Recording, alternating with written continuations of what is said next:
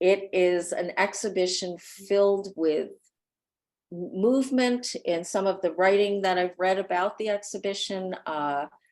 Some from you, Paul, yourself. It refers to the gestures of the sculptures. And I do find when I go in, it is just filled with the sculptures give direction, propel you through the exhibition themselves, and all of the combination of geometry and organic shapes are just amazing. You talk about how it's built from observation and memory and observation of the natural world. I'm not going to talk about your work now. That's not what people are here for. So please take over from me and where you would like to begin. Perhaps what your earliest influences were, and how you came to what is now what we see in clusters. Hey, thank you very much. It was wonderful.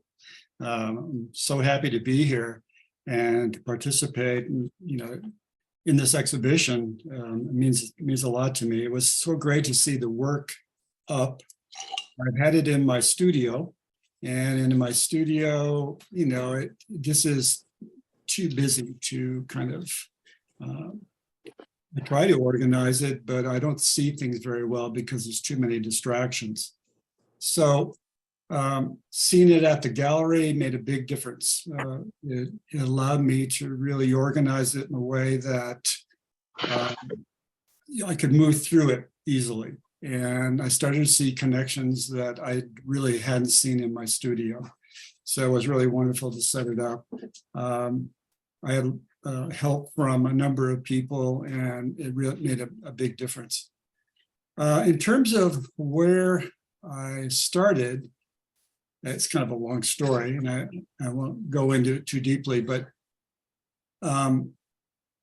it could be said that this show is really work that's done during the last 3 years, and that would be true. But really, everything that's gone into the show is 50 years old. I mean, it's everything that I've accumulated in terms of my experience. And so there's quite a bit of information in the work that I've gone through over the years. And I was just delighted to kind of see it all come together in this particular show. I've been very interested in a lot of different artists over the years. Early in the 20th century, some of the very important artists, Degas, his figurative works, Matisse. Matisse is probably one of my favorite artists ever as a painter and a sculptor. Not too many people pay attention to his sculpture, but his sculptures are quite wonderful. Giacometti, Noguchi, those sort of people, Brancusi, people that to me are makers, artists who have their hands into it, they struggle with the work, they develop it, and you can see that struggle and what comes out of it. I'm really looking at work that I think I'm drawn to it. Perhaps everybody is, but in the art world, sometimes works can be done by other people, and that's great. But I like to see the struggle with the artist, and I want that to be evident. And that's a very important part of what I do. Another big influence of my work, I was telling people the other evening, has to do with when I started. I began in 1969 in college and finished my master's in 1975. And it was a sort of sweet spot between minimalism and post-minimalism, which is often referred to as process art. And as a young artist, when I looked at the ideas behind minimalism, it made no sense to me. I thought, I don't want somebody else to make my work. I want to make my own. I want to make my own mistakes, and I want to learn technique, process. I want to learn about concepts. And fortunately, process art really allowed me to do that, because process art was also about the content and meaning of the work to be about the action of the artist, sometimes the timing and numbers of materials you use, and setting sort of parameters that you could work with.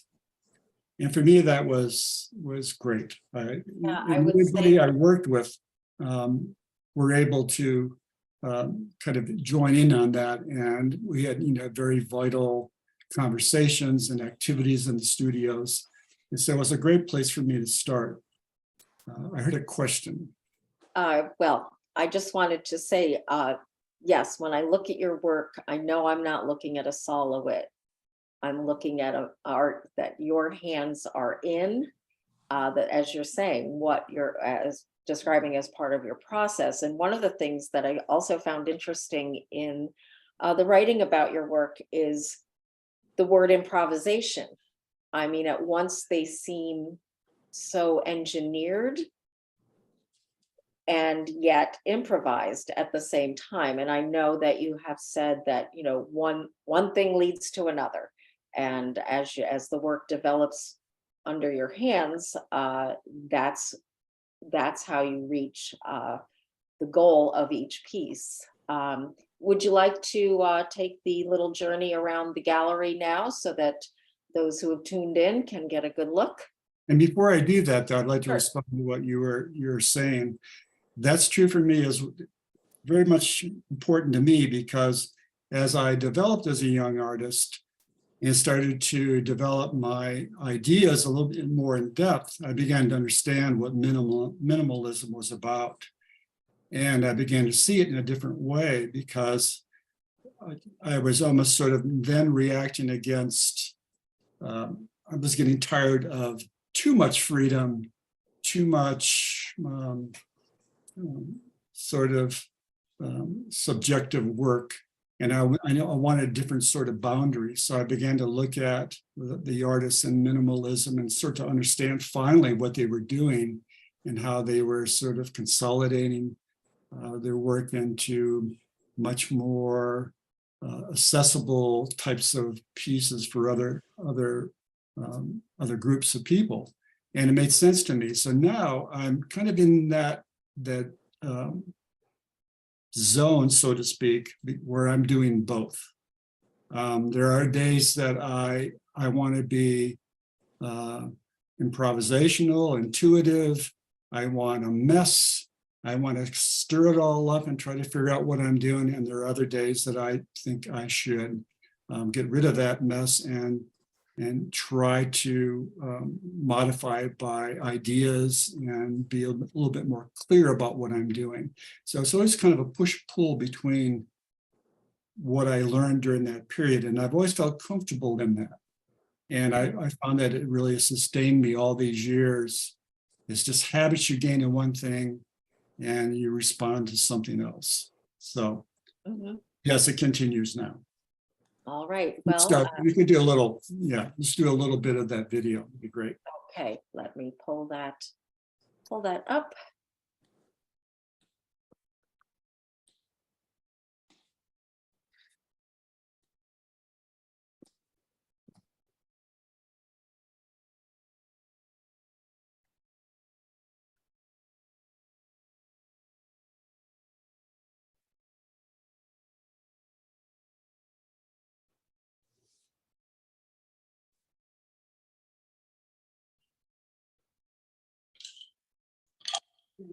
So if you've not been to the Courthouse Gallery, this is the Courthouse Gallery and the exhibition clusters.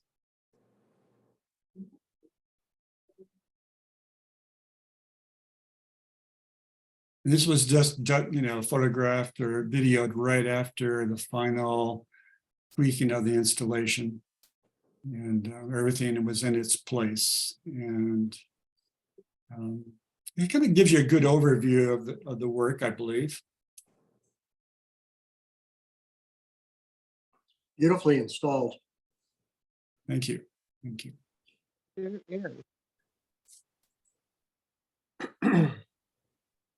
I try to be involved with every element, including, building the platforms that some of the wall platforms that the smaller freestanding sculptures are on, as well as building all the pedestals for the floor pieces.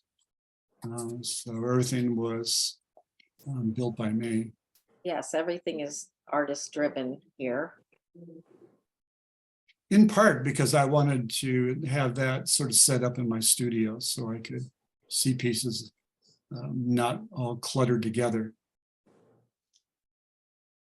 Yes, as I mentioned, I find the gestural aspect of the pieces very intriguing.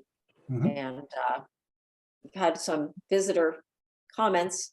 One person walked into the room and just said, texture. They were just overwhelmed by the number of the way the different elements work together. Mhm. I had two exceptional children come into the studio or come into the gallery one day, probably 11 and 13, who immediately started talking about, well, the young boy was talking about the architectural elements of some of the works and how one looked like a deconstructed house, a structure. So, I mean, it is really sparking quite a bit of conversation. Mhm. So that's a glimpse. And from there, perhaps some of the things you were just saying jumped out about the pieces. And so continue with your influences and perhaps the last few years, as you say. And I understand how this is the culmination, not the culmination, but the progression, the trajectory of decades of work. Yeah, and during the last few years, that sort of combination had different types of influences. The architectural element that you referred to, the building, if you look at a lot of the pieces, they have what, it's sort of everything's kind of in turmoil, and then suddenly there'll be some sort of architectural reference, like a floor or a wall or the infrastructure of a floor or a wall revealed. I was very interested in an artist called Gordon Matta Clark. He would take buildings before they were demolished, and he would like cut them in half and or reveal the understructures of floors, or take floors out of buildings and then put them into a gallery and present them as objects. Beautiful pieces, things that were already there that you had never seen before. So those sometimes fit into pieces, so that when someone's looking at a piece, all of a sudden they go, what's going on here? Why is this here? And to me, that's important. I want some questions. I don't want to solve all the problems. I want things to evolve, and for the audience to come to a work and look at it and try to figure out how it's actually put together. In the talk that we had the other day, I was talking about the idea of nature and how nature fits into what I do a great deal. A lot of my influences come from looking at the landscape. And I, as I said the other day, I'm not interested in just everyday landscape. I'm really interested in the kind of bones of the forest, when everything is removed from it, all the embellishment, all the leaves, all the snow, when it's just very monochromatic and barren. And you see how the structures, all the structures interact, and you start to see them try to figure out, well, what's going on here? When did this happen? How does this apply? And you start to make those sort of connections. And I see them, when I say clusters, I often see the forest in that way, almost in clusters where certain elements stand out, and then I focus on it and try to decode it as much as I can.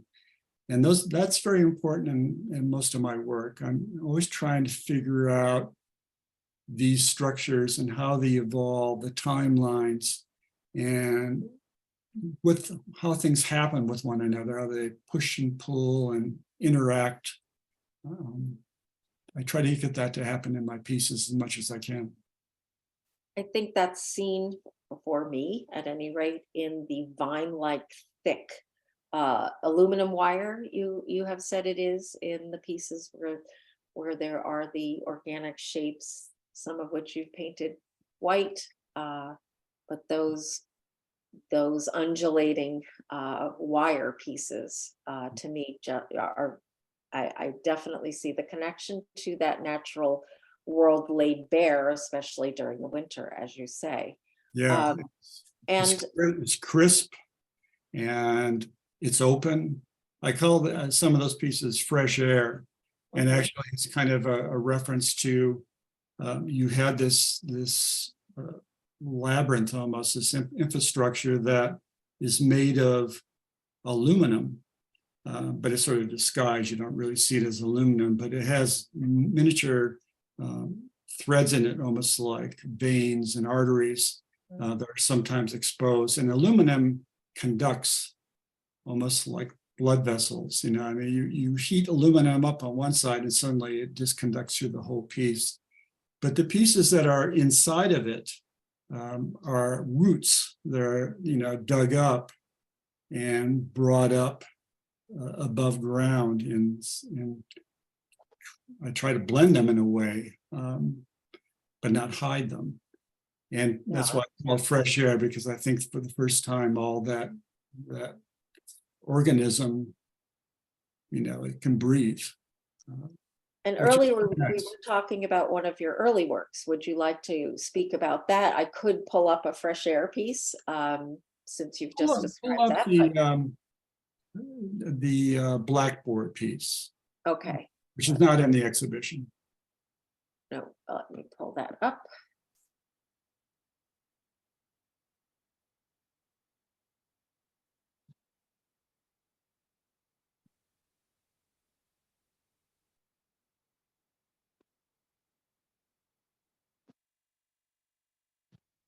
Okay, this is a piece, obviously not in the exhibition, but it's important. I wanted June to show it because it's a piece that really has a connection with all the things that I do. I'm always looking for sort of hidden information, either, you know, literal or suggested or fantasy. I like the idea of information sort of impacted into what I make and then somehow revealed through either title or something that you have to really think about. This particular piece, the element there that's suspended is actually blackboard slates that were from the college that I taught at. It's from the Science Center. And they renovated the Science Center, and they were going to throw all the blackboard slates out and replace them with whiteboards. And I heard about it, and I kind of rushed over and saved as many as I could. So there's probably, I don't know, in that suspended element, maybe, I know, 15, 18 of them. So it's really quite heavy. But what I liked about it, my interest was that all the theories, all the calculations, all the notes from professors and writings of students, and you know, the writing that sort of that takes place on these boards and then is erased, to me, it's never gone. It's sort of like impacted into the board, because that was the function of those boards. And so it suggested, I think it suggests that there's a lot of hidden information in that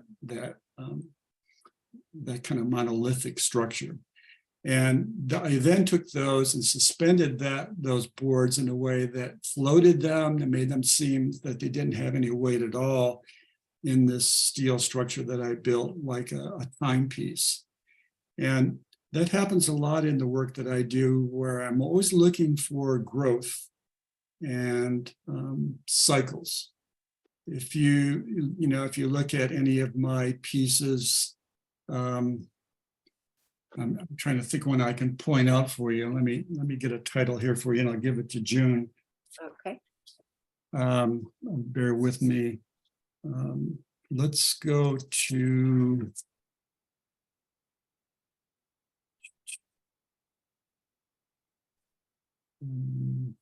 Went back, sorry. sorry. Let's go to checks and balance number 9. All right. And here.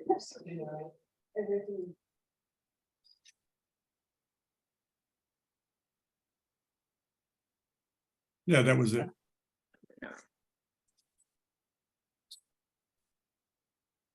I mean, obviously there's pieces in here that are just taken from the forest, and you see the sort of, because of the scale and the growth of them, there's a sort of history to them, and you think, well, because they're bigger, they've been there longer, but what I try to do is actually kind of carve into them or drill into them in a way that suddenly the pieces are sort of listening or watching you. There's something about, you're interacting with it, but it's also interacting with you. And it's a kind of fluid movement that happens. And also in that particular piece, again, if you look at that architectural structure in the bottom, and this more kind of sort of architectural structure of the elements going up, that's all from references to Gordon Matta Clark, and making it more about a kind of logic that we're all familiar with of building things, but part organic, part architectural. Yes, given that some of the pieces are, in your words, human-made and some natural, then there's the kind of center of that, which is wood that's been processed. So it's natural, and there's been some human intervention. But I love the connection to Matta Clark, and can see that now, as you say that, in some of the other primarily wooden works. And I make all those things. They look as if they're just purchased, at the lumber yard, but I cut all of those more architectural elements out of larger pieces of wood that I've found. So I'm very conscientious about the idea of reclaiming. And, I don't want to add more to like the energy that we all are a part of, in our, materials and wasted materials. It's sort of sentimental, I suppose, but I want everything to be sort of remade. I feel better about that. Again, it goes back to the history. It came from somewhere, and I'm going to make it into something else. This particular piece here that you're showing, You Go Your Way, that's also an element where there's information embedded into some of the structure. The structure, the black structure that you see, those are all record albums that have been glued together and cut up. So within each component, there's lots of recorded information and songs from various periods. And, it's almost like an inside, like you don't really know that unless you look for it. And I want somebody to look for it. And I always tell people when they come to the studio, look what I'm working with now. What do you think these are? And most people really can't figure it out. And I like that. I don't want to be obvious about something. I want there to be that mystery to the work. When you come to it, you have to work at it. And those have intrigued. You come back to it at another time and finally discover it. The only suggestion, it would be within the title, and You Go Your Way. is simply a name of a song that's embedded into those recordings. So sometimes you can use titles to kind of lead the viewer into questioning why did you name it You Go Your Way? Mhm, mhm. Yeah, I'm glad you spoke about the records. That has fascinated a number of people. Of course, don't jump in with that story that you told me, but after they have looked a while, I just really want them to know what you do with materials, and that is the best example, I feel, is the use of those old record albums. You've also scavenged some things, the plexiglass and some of the pieces. Right. You say the reuse of materials. Yeah, anytime I find something that looks interesting, I try to salvage it. The plastic material, you might be able to find one of those while I'm Find talking. one, yes. Not there, keep Oh, going. must Sorry. be. But anyways, the plastic material that June is referring to is something that I've used in a number of pieces. And it came from my time in living in Brooklyn. And we had a loft in Williamsburg. Yes, There's some of it, yeah, right here. There's some of it you'll see in the top part of that piece. It's not real obvious, but it's semi-transparent. You realize it's a lucite or some sort of plexiglass.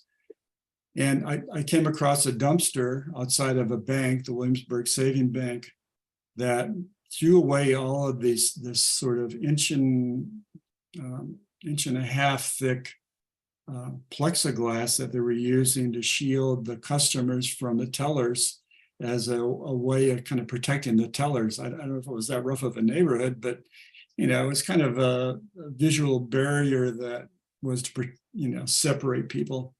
And they eventually got rid of it. And they threw it all in the dumpster, and I salvaged it as much as I could of it. And I've been using that in pieces ever since.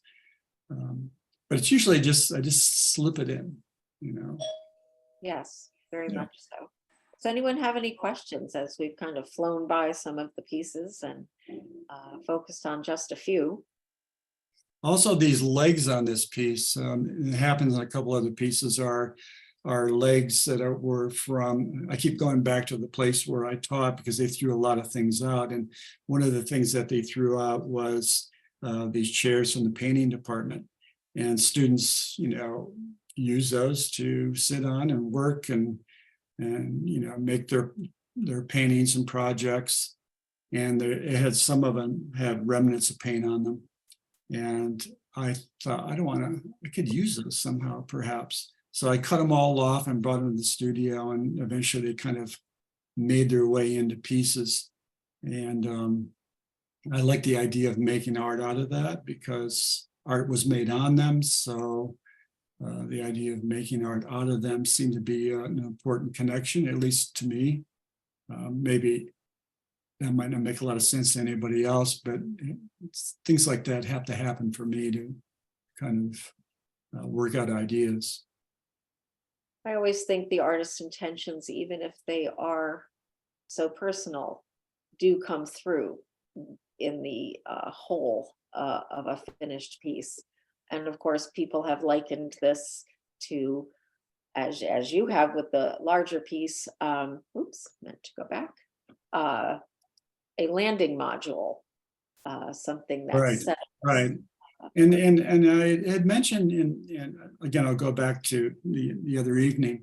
I had mentioned to the group that another important factor in a lot of my work is not just the natural world, but the scientific world. And in particular, objects that I see in the scientific world. And I had seen the lunar modules, the LEM and the Apollo modules at the Smithsonian, the Air and Space Museum. And the first time I saw them, I was just mesmerized. I thought, these are really good sculptures. I don't care that they went from point A to point B, and I can't figure out how they did that. I mean, that's a whole other thing, but I like them, as aesthetic objects. I began to like look at component parts of them and thinking that I can use that in my work. I can bring that to my pieces. Again, it's that sort of idea of organic, inorganic, subjective, objective, all kind of fitting together, because I'm that way. Some days I'm in control and other days I'm not. But I like how it can all kind of merge. And I want the audience to really think about that. I want them to be discovered, and a little bit of head scratching, like, what in the hell was he thinking? What are you doing here? And how do you make these decisions? I want that mystery, because that's what I like about art, and that's what attracts me to art. Is I need to be visually attracted to it before I'm willing to spend my time looking at it. And I think the way you make the physical connections, some are riveted, some of the wood pieces are carved and inserted into each other. Mhm. There's a lot to those that also, I believe, draws people into the work with those questions. What was the decision? And also the fact that some of the steel objects being riveted and screwed together, of course, that's what one would do in creating some sort of functional object like a space module. And yet the natural pieces are falling together in a much more organic way. They are literally, let me see if I can find one. You are placing them together, but they are not, there's no physical connection such as a nail or a screw. They're put together like wonderful 19th century furniture. This is the piece that was referred to as a deconstructed house by the Oh, I young see. visitor. Sure. Yeah. When I built this piece, I built it sort of a section at a time. And all these components that you see that are merging together are not sitting on top of something in the middle. They're actually cut and fit to merge into and merge out of the central sort of axis of the piece. And I kind of work my way around. There are some components in it. You see these sort of rectangles. Those are actually those are musical components from pipe organ. And they date back, I think, to the early 1900s. And they're just, kind of wonder what they're doing there. But when I'm outside, especially in the wintertime, I'm very aware of the sound. And the sound in the winter is certainly a lot different than, the summertime, the rustling of the leaves. There's a sharpness about it. When the wind goes through the forest, it's kind of clear and crisp. And I want that to happen in these pieces. And so I sort of work my way around them. And the title Add-ons is very literal. I made that title after I finished the piece, because that's essentially what I did. I didn't know what I was going to do every day, but every day I would add on something until I couldn't add on anymore, and I thought it was finished. And that seemed a kind of a logical way to build this particular piece. I So think some we have of it's another carved, view. some of it's constructed. So there's another view of add-ons. Yeah. And also another point I just want to bring up quickly. You'll also notice in many of my pieces, you'll see these sort of white elements that are painted. Someone was asking me, actually, I think it might have been Scott, about color, how I use color. And I was trying to communicate that obviously I don't use color very often. I use intrinsic color in my work, but sometimes I'll add something that changes, to me, it changes the structure, like these white parts, and I'm sort of pointing to that you can't tell. When I paint those, it either emphasizes or de-emphasizes the structure for me, but it draws your eye to it. And this is a very quick story. When I was younger, I visited Detroit, and I had never been to the city. And I came upon a park with my parents, And the whole park was laid out in a grid, very tall trees. All the trees were stripped all the way up until the very top. And every tree was painted white on the bottom, about 3 feet up, and another 2 feet above that was all white. And they all lined up. And apparently that was Dutch elm disease prevention or something, to protect the trees. But it created this space that I had never seen before, because I was used to this very organic forest. And when I went there, I knew it was done by humans, but I couldn't figure out what was going on. But my sense of depth of space really changed, because it emphasized those structures in a way that those white elements became a plane that just floated across all the trees. That's just one of those iconic things that happen to you when you see something, and it comes back to a lot of the pieces that I built. I'll add a white element or a black element, not color necessarily, but something to kind of draw your eye in and emphasize or de-emphasize it. Yes, well, you're certainly describing how observation and memory have inspired and are embedded in your work. Do we have a question? Yeah, are we in a question and answer period now? Yes, let's launch into that. Yes. Well, I just wanted to ask Paul and I taught together for over 30 years at the College of St. Rose, and I know how important teaching was, and in some ways still is, because he's in some way teaching us now about his work. But I don't know if you can see this. Do we? And that's Paul over here. I don't know how many years ago, but a long time ago. Yeah. And that's us and that's me on the far right. But we're teaching at the College of St. Rose. So, and I know that teaching really had a huge influence on the work you're making today. And I'm wondering if you could talk about that a little bit. Well, the very thing that I've been discussing with this sort of push-pull between the, subjective, objective ways of approaching work that came out of minimalism and process art, that was just made so much sense for me to teach in that way. I always referred to that. Like, I always gave students that opportunity to make things and then kind of like, okay, let's critique it and let's see what the alternative could be. But I think all of that really has informed my work over the years, because when you make a lot of things, either you make your own things as a painter, or you help all these students make things either conceptually or physically, it's part of the vocabulary that you build up at a certain point of time. And that makes a huge difference in terms of your thinking.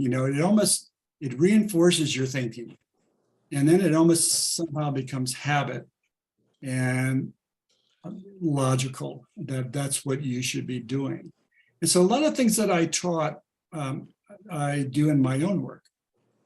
And at first I thought, well, maybe I shouldn't use this, because this was part of a project that I had done with some students. But I thought, well, why not? This is it kind of came for me that we should try this. So why shouldn't I use it in my own work?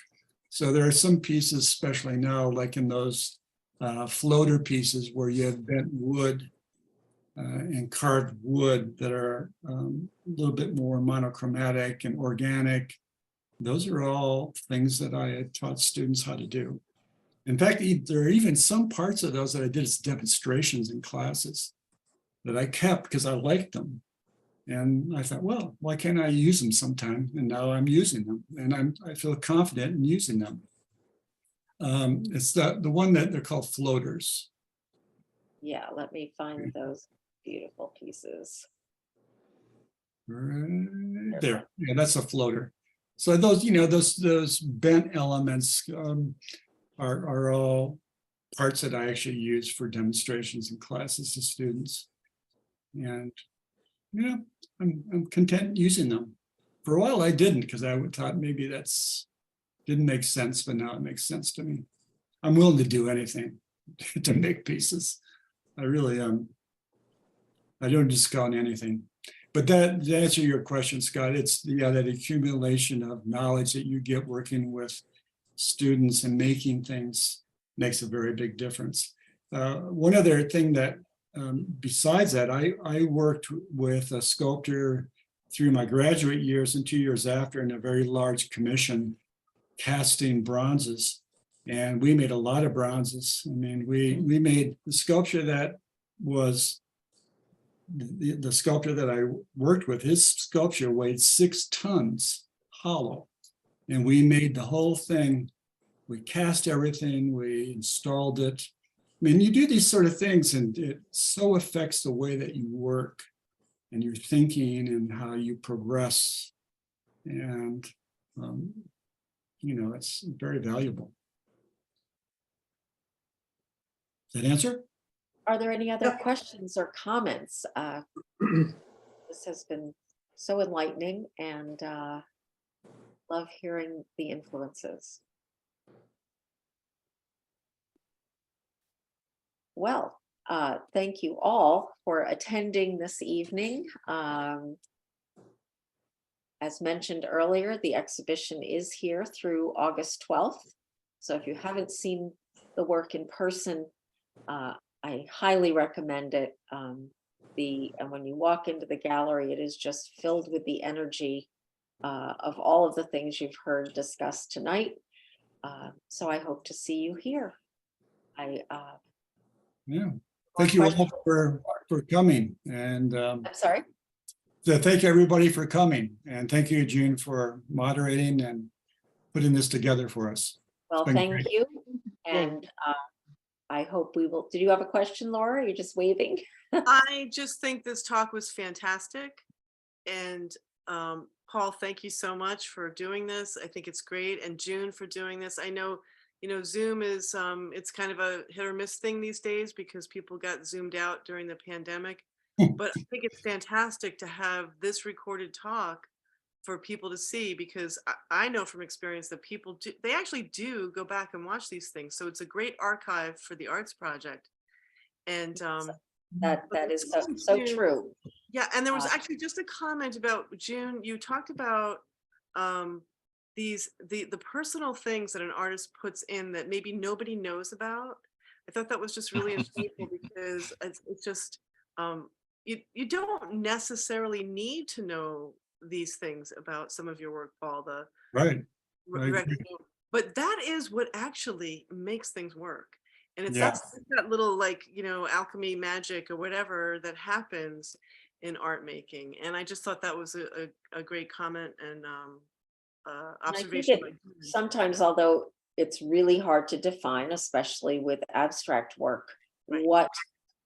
why it holds its center, why it keeps you looking. And it is that unknown, mysterious thing, unless you've talked to the artist, it's mysterious, that's in there. It's in there. And if it's not in there, you feel it. So well, that's why I appreciated that remark. And I just wanted to because that is the nature of, what's happening here with Paul's work. I think sometimes, Paul, we had a brief discussion at your reception, and there was something that Dan asked you about, there's kind of like a signature thing or something that's happening that, really feels like you.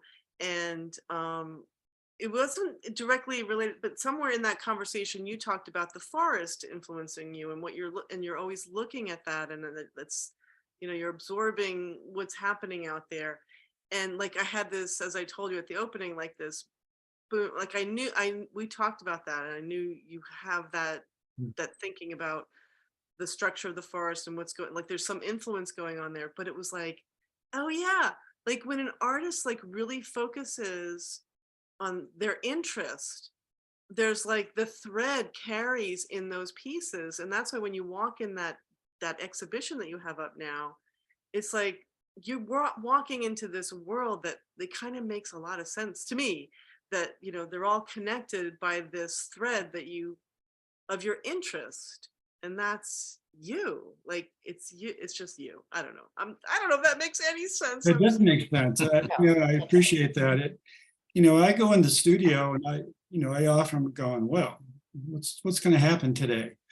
And, I feel like I need some sort of inspiration or motivation. So if I don't see something that's working, then I'll build something.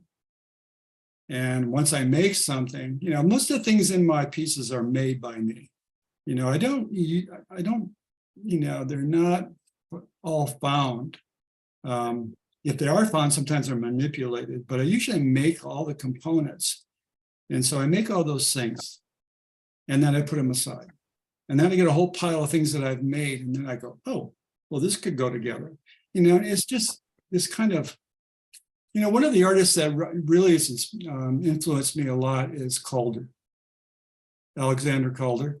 And for a long time, I never looked at his work. I was, it's commercial. He's too, everyone likes him, so why should I like him?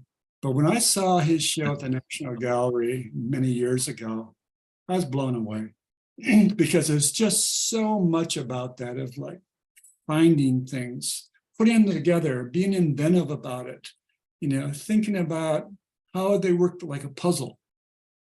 He has a freshness and uniqueness that's very, it's very much him, of course. But there are just amazing pieces. There's so much about drawing in a way. And there's all kinds of influences. And I try to draw on all those influences, but I do like to make things. Yeah. And so when I'm stuck, I either make things or I go out looking for things and then try to figure a way of making sense of all of that as something that you never thought would be together. I have a question. Apparent in the show. Wait a minute. I want to say. He's asking a question. She's trying to get But on. it's like, I have to turn on the sound. I don't see you. I can hear you. Yeah. We can hear you. Oh, can hear you. I can't see her. Audio. Wait, Oh, your audio? how's that? I Can can you see hear- you and I can hear you. Yeah. We Okay. can hear you. I can hear her too. Okay. She's right next to me. Oh my God. I thought I really screwed up my screen and it's like, I can't, and there's a big thing in the middle blocking Paul, but I know what he looks like. So I just, he used the word drawing and you may not know this, but Paul is an extraordinary, I don't like the word draftsman. He can draw beautifully, really structurally sound drawings, very articulate. And I've often asked him, because I know he doesn't draw his work. That's not what he intends to do. He works in a kind of schematic way, trying to figure things out when it's necessary to do so. Otherwise, he just jumps into the three-dimensional work. But I would like Paul, if he just would take a minute to address to me and to the audience why he's not why isn't he drawing? Because I think he should be, and I think that they would really be appreciated if you would do so. But maybe you just don't really know what to draw. Well, Drive the dogs. this was a question that we also discussed a little bit at the opening, and actually I don't know who asked the question, but I don't see the point of drawing right now because I'm not going to draw images that kind of work out schematic things that I'm going to make. I do that just with the work. So the only purpose of drawing related to my sculpture right now would be taking, like maybe doing sketches for a proposal and say, okay, I want this piece to be this size and, something like that. That would make sense. But drawing is different for me. it's a whole different thing than making sculpture, but they're all connected in a very big way. When I want to start drawing, I'm going to start drawing again. My MFA was in drawing and sculpture, and many of the people in that time said my drawings were much more interesting than my sculptures, which actually they were, because it was much more inventive. And, I'm searching for things. I'm looking, when I'm drawing, I'm trying to figure out sort of what I do with sculpture. I want to build and react and erase and, try to develop the underdrawing. I think it's just a whole different thing that I'm not ready to do yet. And I'm being very practical about it, thinking that when I get to the point where I can't, if I don't have the right space or the energy to do these types of sculptures, I will then start drawing again. And I don't know where that'll lead, but I think I have a lot of information now through this work that will feed into my drawing, to the drawing process. But drawing to me is a lot different than sculpture. Absolutely. Hey, Paul. Yeah. Paul, I'm can you here. hear me? Yep. If it makes you feel any better, when I paint and draw, I don't feel the need to sculpt. Something different. Yeah. Now, But when you paint, do you feel the need to draw? Well, drawing and painting, there's no separation between the two. When I'm Okay. painting, I'm drawing. Okay. Yeah, yeah. Okay. Yeah. I agree. But Paul is drawing in space in a, I mean, I can, so, Mhm. and I love hearing Jean talk about that because she knows him, like she sees it and oh my God, this drawings, but there's only so much time in the day, right? Exactly. And this is exactly, you got to do exactly what you need to do now, That's right. Use yeah. your time well, I think I'm trying to do that as much as I can. And now that I'm officially retired from teaching, I do have the time and I really cherish it and I can get a lot done most of the time. But it's nice to have those periods and I don't want to give it up because I have the space to work in, materials, all these things I've collected, continue to collect, all the machinery, this kind of inventory of things, of stuff that allows me to make the things that I make. I'm not saying it's simple to go to just a piece of paper and pencils and do drawings, but it's a lot less stuff. And I think that'll be maybe another period in my life where I'm going to do that. Back to Calder's drawing, Manny's drawing with in space. They're wonderful. Mhm. And oftentimes with sculpture, although I certainly understand the differences that you're describing, drawings will be combined in an exhibition to show the process. I understand that's not your process, but Yeah. when you go to drawing, I'd love to see them, and perhaps we would have a show to succeed this one that would then show that part of your work. No, that'd be At great. this point, I'm sorry, That'd be great. that would be great. Yeah. So at this point, I will thank everyone again for your attendance and stay tuned for what is coming up at the Courthouse Gallery, which the next exhibition is going to be provided to us by the Kruskin Group for the jazz, to complement the jazz weekend. So that will be coming up the end of August, the exhibition. But again, I don't want to get too far ahead. We will have clusters here through August 12th. So thank you again. Stay tuned for upcoming events, including the next Zooms. And I appreciate so much, Paul, you're sharing all of that information. Thank you Great very show, Paul. much, everybody. Thank you, Paul. Have a Thank good you. evening, and I hope I'll see you here soon. Thank All you, right, guys. take care. That's Thank you, great. Paul. Well Bye. done, June. Take care. Let's have a barbecue. Night. Yeah, Paul.